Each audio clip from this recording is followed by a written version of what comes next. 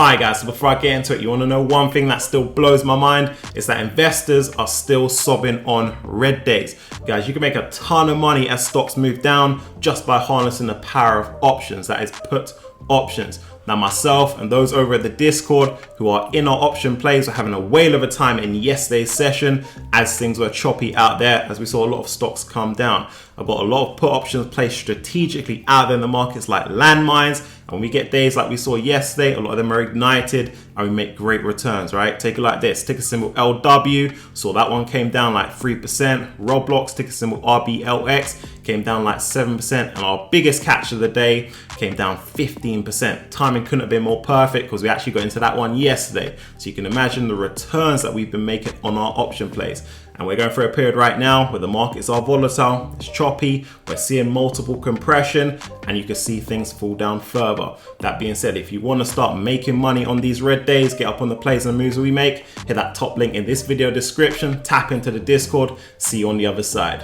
So originally my plan was to do a video on Shiba Inu for you guys, and yes, whilst that might get the views, I was thinking, is that really going to be adding value for you? Now a lot of you have been asking me about ETFs, and I think ETFs can provide tremendous benefits for your portfolios if you use them correctly, so we're going to be chopping up on that in this drop. But firstly, I want to level the playing field, let you guys know some of the benefits of ETFs. And firstly, they give you huge levels of diversification, right? When you go ahead, invest into an ETF, it's a tradable security, so it moves around on a daily basis just like a stock does, but underneath that is a basket of companies. And there's always going to be criteria for a stock to meet that ETF. Just like your favorite sports team, they don't just let anyone on the starting line. They're based on their abilities, their skills, just the same for an ETF, right? So you've got that back in that security, knowing that they have met strict criteria to even make it into that ETF. Now, another benefit that ETFs can bring is it reduces company specific risk. So take it like this, had you invested into Bed Bath & Beyond a couple of weeks back, RIP to those that did, because only a couple of sessions ago, we saw that stock price get annihilated because they weren't able to handle and manage the supply chain issues that are going on at the moment. So had you invested into a retail ETF, you'd have been just fine. It's almost like wearing a bulletproof vest, all right? If you get hit, you're gonna feel it, but you're gonna survive. I could take that analogy a little bit further. If you're wearing this bulletproof vest, yes, it's going to slow you down. These ETFs aren't going to move as rapidly as your individual stocks will, but they bring the benefits of diversification, as I say, and lower risk. So they have their part within a balanced, structured portfolio. Now, the way I like to use ETFs is that firstly, if I want to gain exposure to an industry or a sector that I'm bullish on over the next 3, 6, 12 months time, I can go ahead and jump into a quality ETF that gives me that exposure. Another is if I'm becoming overweight on one specific industry or sector, what I could do is hop into an ETF in another industry that I am bullish on, and that will reduce that concentration I have to the overweight industry that I'm in, and again, just keep me balanced, structured, and diversified. All right, guys, so let's jump into a couple of ETFs that I'm gonna put on your radar. So the first one I want to touch on, that's ticker symbol VNQ. This is a real estate investment trust ETF. Within here, you're going to get a heap of income producing real estate assets, like your offices, for example, apartment buildings, hotels, hospitals, the list goes on and on. Now, typically over time, these have performed very strong as there's been continued investment into the space. Now within VNQ, there's about over 170 companies, right? And some of the leaders, like your Prologis, which focuses on logistics. Think of Amazon and think of their growth and how much logistics is going to continue to grow over time. American Tower Corp, they focus on communication infrastructure. You've also got Equinix as well. They focus on data centers, and data centers, we know that's one that's been picking up steam and they've got a strong trajectory of growth ahead of them.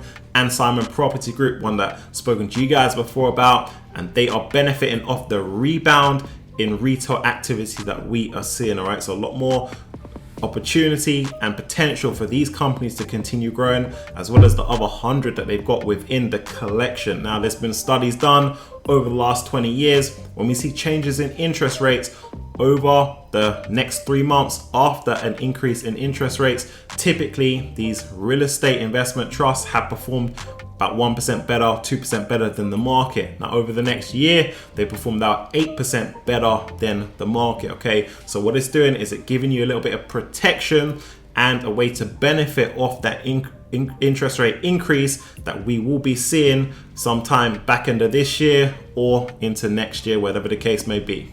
Alright guys, so the next ETF I want to touch on, that's ticker symbol XLF. This is a banking and finance focused ETF, and they've got all the heavyweights in there, from Berkshire Hathaway to JP Morgan to Wells Fargo. Over the last 12 months, this ETF has been on fire, and my outlook over the next 12 months remains strong as they continue to benefit from economic growth, business bounce back. Not only that, if we do see those increases in interest rates, these are the types of businesses that will benefit, right? Because they become more profitable. They're able to gain more off their products that they offer their clients. Now, one thing that you guys want to pay attention to when you're jumping into ETFs is the price to earnings ratio on them, right? Now, the weighted price to earnings on the XLF is around 11 times. So this is low multiples, right?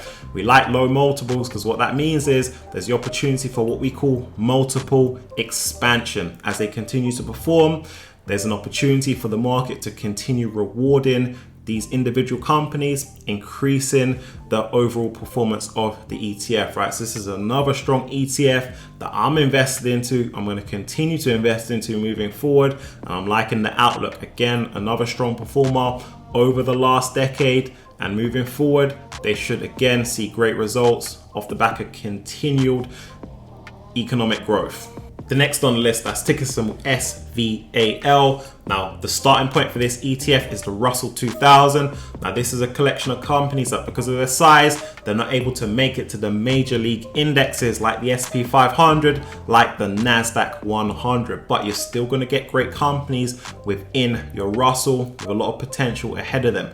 Now, what the SVAL ETF aims to do is strip down these companies, focusing on value characteristics. So what they're doing is removing companies if they don't meet criteria based on risk, sentiment levels, liquidity, things of that nature. So you've got a collection of great companies within the Russell in that SVAL. Now I'm going to show you guys the price to earnings ratio on this one. You guys know I told you it's important to check the price to earnings, and we've got a 16.5 weighted average price to earnings. So again, a lot of room for multiple expansion as these companies within the SVAL continue to perform, continue to grow their profits over time. So again, this one could be a good part to a balanced, diversified portfolio to give you exposure to Russell companies that again meet strict levels of criteria. So that's what I've got for you in this one. You guys let me know down in the comment section what you think of these ETFs, or if there's any others that you are in and that you like.